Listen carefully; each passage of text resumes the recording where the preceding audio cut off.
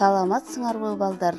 Бүгүнкү биздин өтө турган темабыз Түгөлбай Сыдыкбеков Көксерек.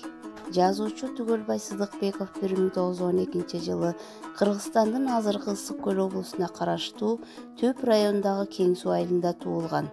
Алгачкы поэзиялык жыйнагы Күрөш деген ат менен 1933 жылы жарыкка чыккан. Сүрөткердин Көк асаба романы 1989 жылы жарык көргөн.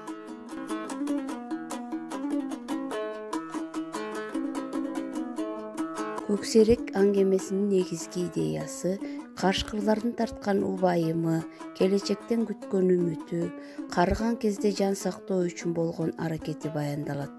Кашкырлар да адам сыяктуу эле жашоо тиричилик үчүн күрөшөт. Алар дагы жаратылыштын бир мүчөсү катары өз тукумун сактоого аракеттенишет.